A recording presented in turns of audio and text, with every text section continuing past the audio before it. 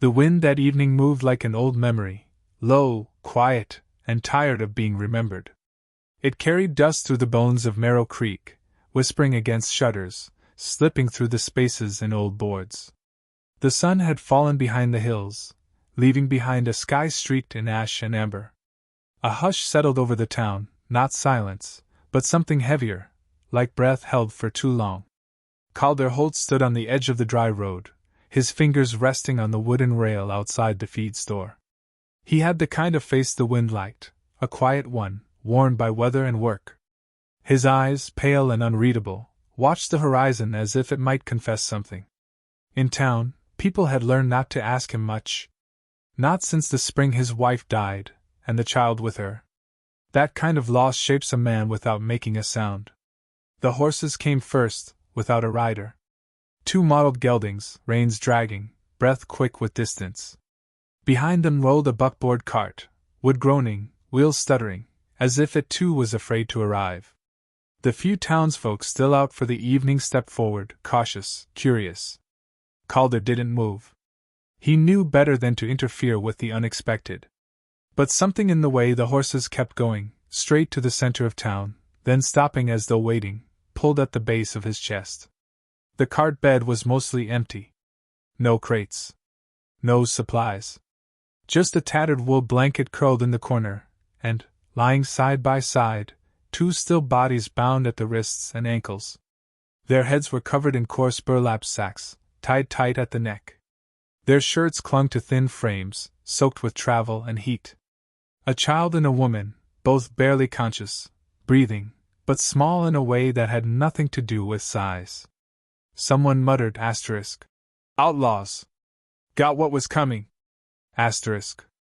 Another spat asterisk. No better than thieves. Leave them for the law. Asterisk. Calder stepped forward. His boots struck the dust with a sound that silenced the rest. Not loud, but deliberate. He reached the cart slowly, eyes on the bound figures as if expecting them to vanish. One hand on the wooden rim, he paused, listening not to voices but to the stillness around them. The child's chest rose and fell like a moth's wing, barely there. The woman's body trembled in a way that was too quiet for fear. No one stopped him when he drew his knife. The ropes were knotted poorly, done in haste, by hands that didn't care what happened next. He cut the boy's bonds first, gently easing the small arms down. Then the woman's. Neither stirred. He waited, breath slow, then reached for the sack on the child's head. The twine left a red ring around the neck as it came free. The face beneath was delicate. A boy, no older than 10, eyes shut tight, lips chapped and cracked. A bruise bloomed like ink along his jaw. The woman stirred as he reached for her. A low, instinctive sound, a warning more than a word. Calder hesitated. I won't hurt you, he said, voice so quiet it nearly didn't exist. His hands worked the twine loose. The sack slipped off in one motion, falling into the dust like a dead bird. Her face was ghost white where the cloth had shielded it from the sun, streaked with dried blood and sweat. Hair matted, cheekbones swollen. But the eyes, when they opened, didn't belong to someone broken. They belonged to someone left behind and too proud to scream about it. Their eyes locked for only a second. In that second, she saw a man who did not flinch. And he saw something he hadn't let himself feel in years. Recognition, not of love or desire, but of another soul walking barefoot through the same wreckage. She tried to sit up. Calder knelt beside her, steadying her shoulder without pressure. The townsfolk hadn't moved. Some turned away, uncomfortable. Others lingered, waiting for something dramatic, something to confirm they were right to look away. Someone should fetch the sheriff, came a voice, though no one moved to do it. There ain't no crime in being left to die, Calder murmured. He didn't look at them. He turned back to the woman and the boy, speaking to the air more than anyone else. You're safe now. If you want to be. The boy stirred, eyelids fluttering open. He didn't speak, just blinked at the dying light. His gaze drifted toward the woman, then Calder. Something like a plea flickered there, then vanished, as if he'd thought better of it. I've got room at the ranch, Calder said, addressing no one and everyone at once. Enough food. A quiet place. She's probably trouble, someone whispered. She's probably tired, Calder replied. He lifted the boy first, cradling him with the ease of a man who remembered how to hold a child, even if he hadn't in years. The woman tried to rise, but her legs gave. Calder didn't ask. He just reached out, steadying her without force, and waited until she nodded. They walked past the town's silence, into the bleeding horizon, toward the dusty road that led to his land. The wind had quieted by then. It no longer whispered. It watched. By the time they reached the ranch gate, dusk had turned to dusk's memory. He laid the boy on the spare bed in the back room. The woman sat on the floor beside him, her hand on his chest, as if to reassure herself he still breathed. Calder stepped out onto the porch, jaw tight. He didn't know their names. Didn't ask. Names were earned, or given. Not stolen or demanded. Inside, the floor creaked. She stood behind him, wrapped in a blanket. Her voice, when it came, was barely a breath. Why did you take us? He didn't answer at first. Just looked out across the field, where the moon cast long shadows on the old fence line. Because someone should have, he said. Then he turned, slowly, and looked at her fully for the first time, not just the bruises, the weariness, but the fight still buried in her chest. And she, in return, saw something in him she hadn't seen in a long time.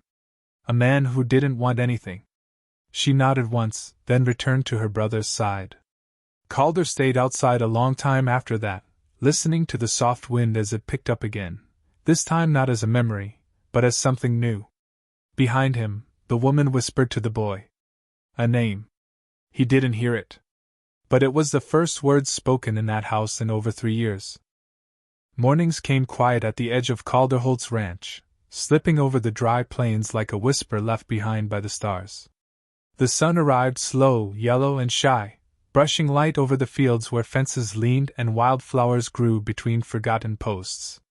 In the stillness of that place, time didn't march, it wandered. And now, it wandered with 3 instead of 1. The boy slept in the smaller room, curled like something broken into that shape, still too young to pretend it didn't hurt.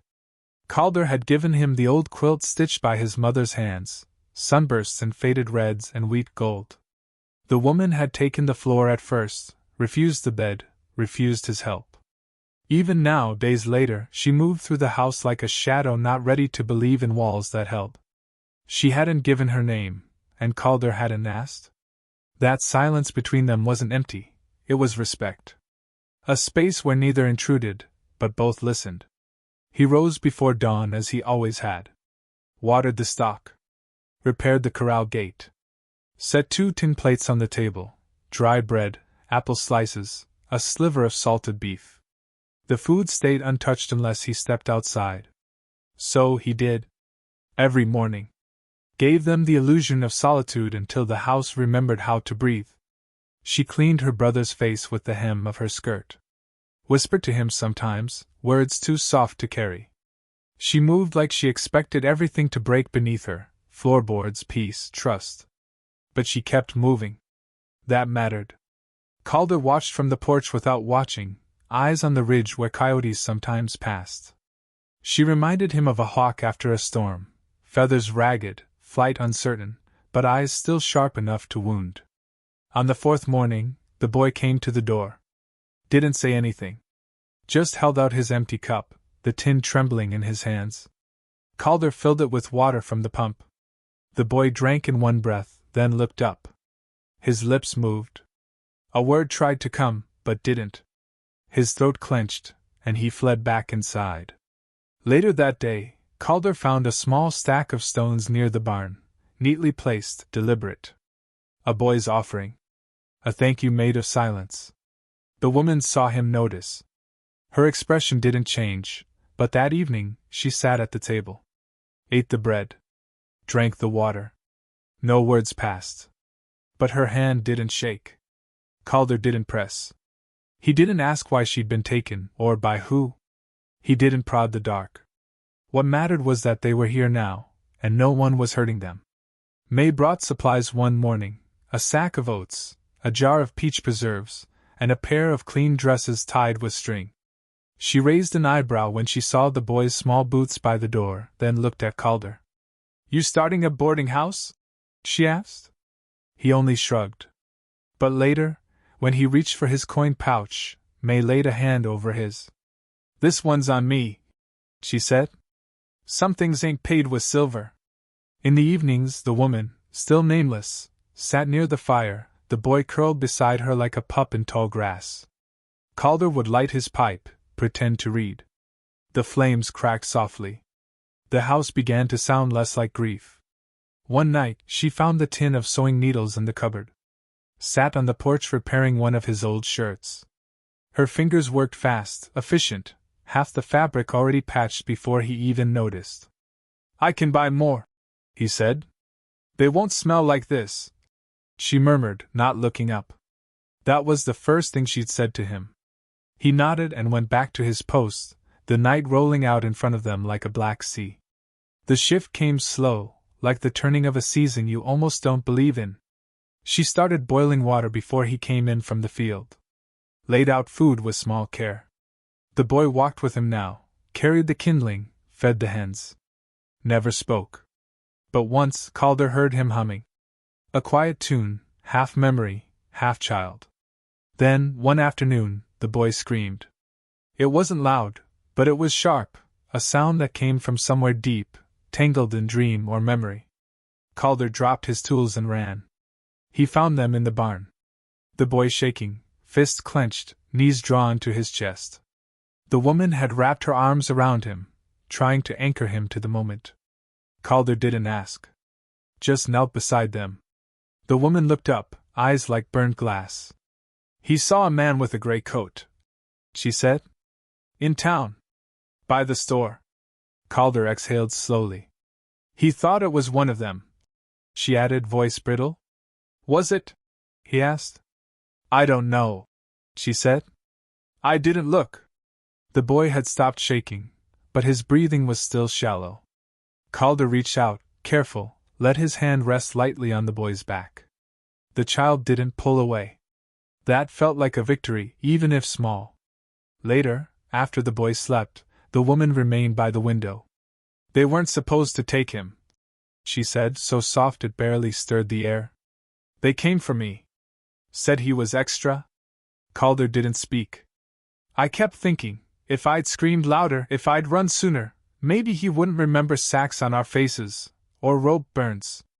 Her hands twisted in her lap. Calder stood still a long moment, then walked to the shelf. Took down the bottle of old rye. Poured a single measure into a chipped mug and set it before her. She looked up. Her eyes weren't asking for pity. They were asking whether this still counted as living. He sat beside her, elbows on knees. "I lost mine in the spring," he said. "Wife. Daughter. Same night." She didn't look at him, but he saw her fingers pause. "They're buried out back. Under the cottonwood. Sometimes I talk to them. Sometimes I don't." The quiet that followed wasn't cold. It was shared. After a long while she said, "I wanted to die after. But Eli was still breathing. And I think that mattered more than me not wanting to." Calder nodded. "Sometimes all you need to stay alive is something else that won't let you quit." She looked at him for a long moment. Then her eyes dropped to the mug. She lifted it. Drank. The fire in the hearth cracked. The boy stirred in sleep, muttering something, half a word, maybe a name. Calder rose, started toward the door, then paused. "I never asked what to call you." She didn't answer right away. When she did, her voice was firm. "You will. When I'm ready." Outside, the wind was rising again, the sky turning black and silver. Calder stood on the porch, his shadow stretching long. In the barn, something creaked. A saddle, perhaps. Or a memory coming back. The ash tree stood crooked at the edge of the pasture, its bark blackened from a long-ago lightning strike. No leaves grew from its limbs, only bare branches that reached skyward like fingers in prayer or surrender. Calder had never cut it down. He said it reminded him that even ruin had a shape worth remembering. She sat beneath it now, knees drawn to her chest, skirt brushing the dry grass. The boy, Eli, slept nearby, tucked in the tall shade, head resting on a folded coat. Spring was late that year, but the sun had begun its gentle crawl back into the world, warming the land in pale golds and slow greens. Wild flowers shivered awake at the fence line. Even the soil seemed to breathe again. Calder approached quietly, boots careful on the soft earth. He held 2 mugs, one with coffee, one with milk. She didn't look up, but when he offered the coffee, her fingers curled around it like it was something sacred. They sat side by side, not touching, eyes on the same quiet pasture. "You buried them here?" she asked, after a long silence. He nodded. "Cottonwood Grove. Back behind the barn." She took a sip. Her lips barely touched the rim. "You talk to them?" "Most days," he said. "Less when I'm angry." Her eyes narrowed, half a smile pressing at the corner of her mouth, vanishing before it finished arriving. He waited. Let the quiet spool out between them like thread. There were stories you had to tell aloud or else they lived inside you like rot. "I was a teacher," she said finally. 2-room schoolhouse in Birch Hollow. Mostly boys. Mostly tired. He didn't speak, just listened. Let the words settle in his chest. "We were on our way to Sweet Vale. My uncle had sent for me. Said they needed a woman to tend the books at the church. I wasn't eager, but Eli needed a steadier place." Her voice caught on his name. "Stagecoach broke down outside Danner's Creek. The sheriff offered us a place to sleep. He smiled too much." The wind changed. Carried the scent of turned earth and something older, blood memory maybe. "They came after midnight. 3 of them. Said they needed leverage. Called me a good enough choice." Her voice dropped into something rough. "I screamed. Eli bit one of them. They hit him. Wrapped our heads in sacks so we wouldn't remember where they took us. But I do. I remember every bump in the road, every silence." Calder watched her jaw tighten, watched the shame crawl across her skin like fire. "We were supposed to be ransomed. A week, they said. Maybe 2. Then silence. No money came. The sheriff had taken it. Ran.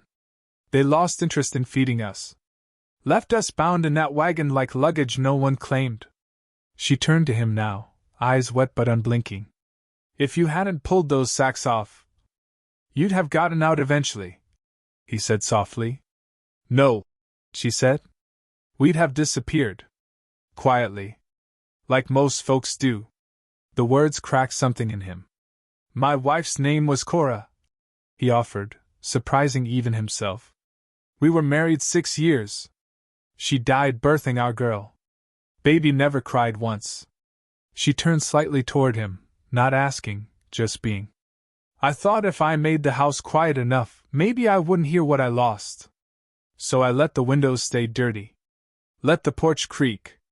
Let the fire go cold too many nights." He ran a thumb over the lip of his mug. "Then you showed up. And suddenly there were sounds again." She didn't answer. But she didn't look away either. "I don't know what to do with it," he admitted. "You don't have to do anything with it," she whispered. "Just don't shut it out." The sun shifted. Shadows rolled lazily across the field. Eli stirred in sleep, murmuring something, but didn't wake. "Eli's smart," she said. "He watches everything. Not because he's afraid anymore, but because he's trying to understand what safe feels like." Calder nodded. "It takes time. He doesn't talk yet. Not since it happened. He will." She glanced over at him. "How do you know?" "Because you do," he said simply. For a long moment, nothing moved. Not the wind, not the grass, not the grief. Then she leaned forward, brushed a bit of dirt from her skirt, and exhaled. "My name is Marin." Calder blinked, almost startled. Names had weight when offered freely. "Marin," he repeated. She nodded, looking far away. "No last name," she added. I buried that one already. He understood. They walked back to the house when the sky turned to lavender. Marin carried Eli, who woke just long enough to loop an arm around her neck. Calder walked a few steps behind, his presence solid, like the night that always returned but no longer frightened. Inside, the fire was already burning. May had left a pot of stew and a note that said nothing but, "Be good to each other." Later, after Eli slept, Marin stood by the hearth and looked at Calder like someone seeing not a man, but a place they might rest. "He's still afraid of doors," she said quietly. "When they close. Then we'll leave them open," Calder replied. She nodded once, then drifted toward the hallway, her bare feet soft on the wooden floor. Calder stared at the fire a while longer, the flames dancing like thoughts he couldn't quite form. From behind him came the smallest sound. A voice. A child's voice. "Thank you?" Calder turned. Eli stood at the edge of the hallway, half hidden in shadow, eyes wide, thin fingers curled around the frame. It was the first time he'd spoken. Calder swallowed the weight in his throat and nodded, not daring to speak. Eli stepped back, disappearing into the dark again. And Calder, standing there in that quiet house now filled with breath and broken light, realized the silence he'd built to protect himself was no longer his to keep. The thaw came slow but sure, the kind that crept in quietly rather than announcing itself in bloom. The earth softened first, mud pressed into the heels of boots and left behind little memory maps all over the yard. Then came the birds, bold and urgent in the morning, calling to something older than language. On the porch, Marin planted herb pots in old tins. Inside, Eli's laughter broke open the day like sun through dusty curtains.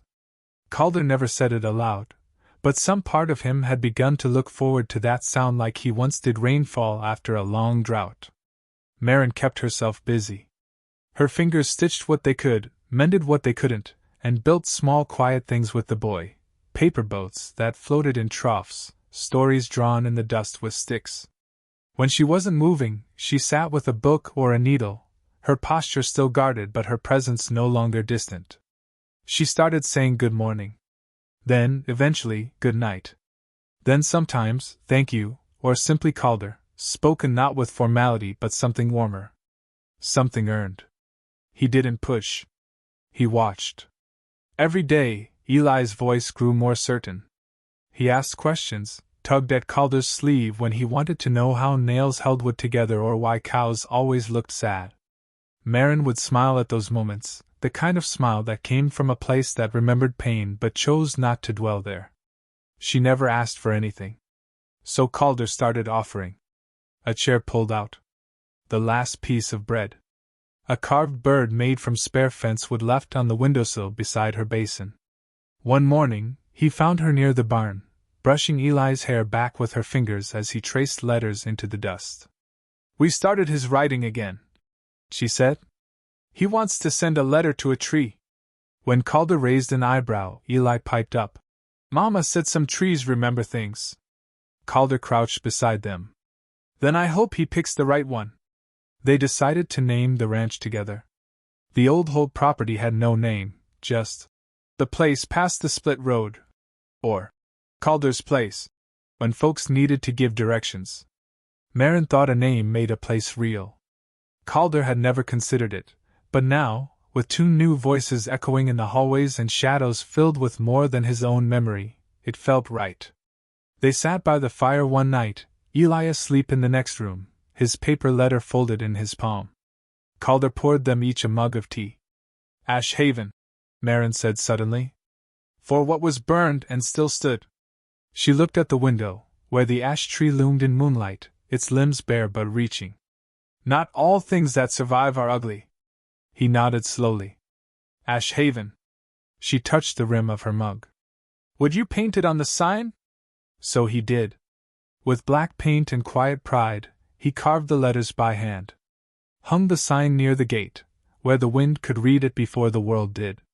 They celebrated with cornbread and boiled beans that night. May dropped by and left a jar of pickled carrots, and a wink that lingered longer on Marin than Calder.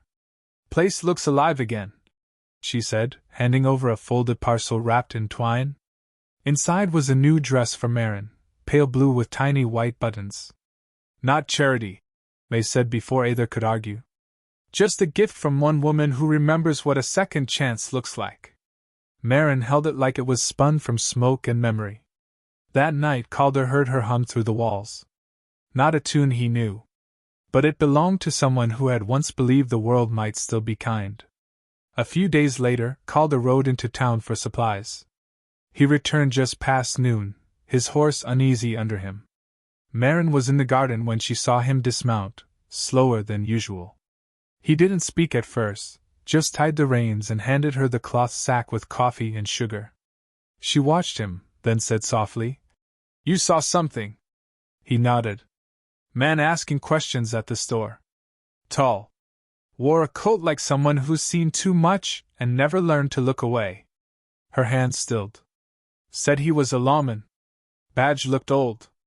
Not dirty, just worn. Asked about a woman and a boy who might have passed through. Nobody said much. But he was watching the sign on the gate when I left." She took a breath that caught halfway down her chest. "It's them. Maybe," Calder said. "Or someone like them. Then we need to go," she said, voice tight. "No," he answered. "We don't run anymore." Her mouth opened, then closed. Her hands gripped the sack. "You've been here 2 months," he said. "Long enough to know I don't offer shelter lightly. And I sure as hell don't abandon it once given." She swallowed hard, and for the first time in weeks, her eyes filled, not with panic, but with something heavier. Trust was always a gamble. Survival taught her to never place it all on one man's shoulders. But now she found herself doing just that. That night she stood at the threshold of his room, not entering, not speaking, just watching the firelight stretch over the floorboards like gold ribbon. "What if they come?" she asked. "Then they come," Calder said. "And they'll find a man who knows how to stand." She didn't move for a while. Then, slowly, she stepped closer, placed something on his nightstand. The locket. She had never taken it off before. "I thought they'd find me through it," she said. "But now I think, maybe it's not a curse to be known." He picked it up, turned it over in his calloused palm. Inside, a small photograph of Eli. A younger Marin beside him, smiling faintly. "You deserve to be seen," he said. She nodded, then turned to go. As she reached the hallway, a voice came from the dark. "Marin," Calder said.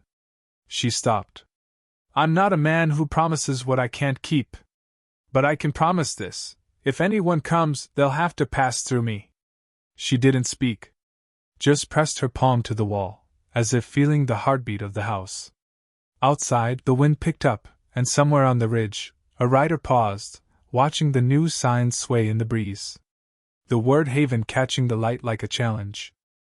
The sun rose slow and heavy, stretching red gold fingers across the hills like it was reluctant to wake the world. Calder sat on the porch with a rifle across his lap and coffee cooling beside him, listening to the familiar hush of dawn. Inside, the house murmured with early movement, Marin rinsing dishes in the basin, Eli humming tunelessly to himself as he fed the chickens. For a moment, it was easy to believe the peace would last. Easy to forget the world didn't much care about places like Ashhaven. But Calder had seen the horse tracks. 2 sets. Deep, deliberate. Not passing through, waiting. Watching. He hadn't told her yet. Not fully. Not in words. Marin stepped out with a hand towel over her shoulder, her dress still damp in places where it hadn't dried from last night's wash. Her hair was pinned up messy, loose strands curling down her neck. She didn't speak at first, just stood beside him and looked out toward the road that threaded down from the ridge like a forgotten scar. "I dreamed we were leaving," she said. "But you stayed behind." Calder looked at her, then back to the land. "Dreams lie. I'd ride with you into hell if I had to." "I think you already did," she whispered. They stood in silence, breathing in the fragile quiet. And then, as if summoned by the weight of her words, Eli's voice rose from around the corner, sharp, scared, calling for his mother. Calder was on his feet before Marin moved, rifle raised. They rounded the house together. Eli stood frozen near the fence line, his hands gripping the slats. Beyond him, at the edge of the trees, sat a man on horseback. Still. Watching. He wore a long coat, dust-covered and faded black. His face was mostly shadow beneath a wide-brimmed hat, but even from a distance Calder could feel the man's stare. Cold. Calculating. As if measuring the depth of every grave he'd ever filled. Calder stepped in front of the boy, placing one hand on his shoulder. Go inside, Eli. But. Now. Eli hesitated, then obeyed. Marin knelt and pulled him toward the back door, her body trembling but her face like stone. She didn't look at the rider. Not yet. Calder raised the rifle a little higher, kept it steady. You got business, friend? The rider didn't answer right away. Then, slowly, he tipped his hat back just enough to show his eyes, pale as milk, rimmed in red. You Calder Holt? Depends who's asking. Name's Hollis. U.S. Marshal. Got papers if you need 'em. I don't, Calder said. I've seen enough dead men with badges to know paper doesn't stop bullets.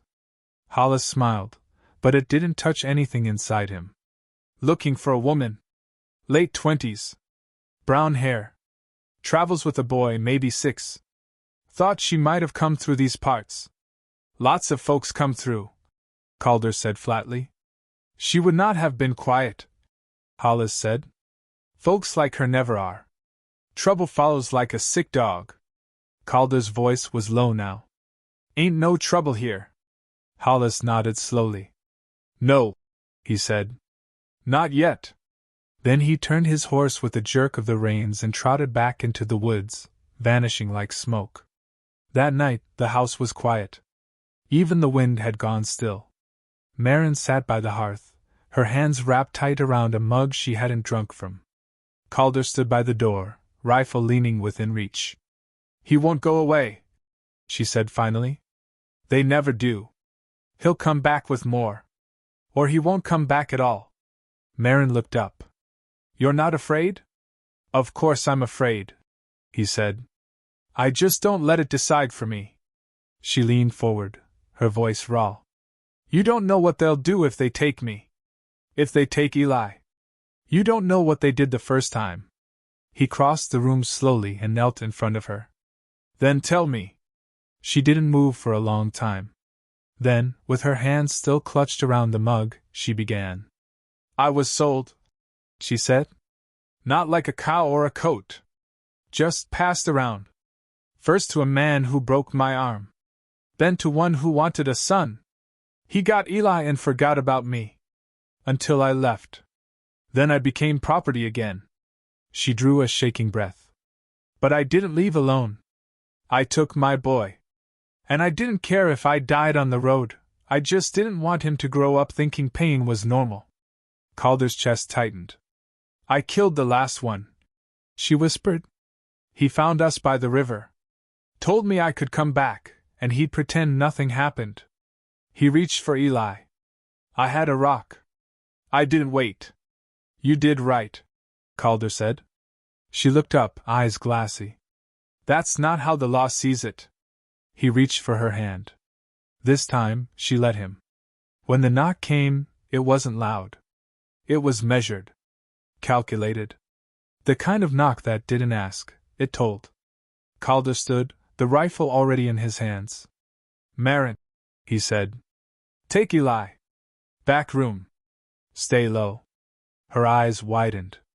You? Whatever happens, he said. It won't touch him. She hesitated, then kissed the back of his hand, one soft press too quick for goodbye. Then she vanished down the hall. He opened the door. 3 men stood there. Hollis in the center, 2 deputies flanking him. One had a pistol already drawn. The other chewed a toothpick like it was a job. We've got orders, Hollis said. She's to come with us. Got a warrant? Calder asked. Hollis stepped forward. We've got history. That's enough. Calder raised the rifle. She's not yours anymore. The deputy with the toothpick laughed. You gonna shoot us all, Calba? Only if you try to take a child from his mother. For a moment, no one moved. Then came a sound. Quiet. From behind them. A fourth figure stepped out from the trees. A woman. Older. Tall. Wrapped in a coat the color of storm clouds. Her voice was iron and dust. You don't want this fight, Marshal. Hollis turned. May? She walked past them like they were weeds. You lied to me. Said you were hunting a killer? Said it was justice. It is. May looked Calder in the eyes. I've known this man 20 years. He doesn't lie. That girl's under my protection now. Hollis hesitated. And for the first time, Calder saw it, doubt. Just a flicker. But it was enough. The wind picked up. Dust curled around their boots. The ash tree swayed like it remembered every name ever whispered beneath it. You try to take her, Calder said, voice like gravel. You'll have to bury us all. The silence that followed was thick as blood. Then Hollis turned his horse. This ain't over, he muttered. No, May said softly. But it might be beginning. And from the back of the house, a child's voice called. Mama?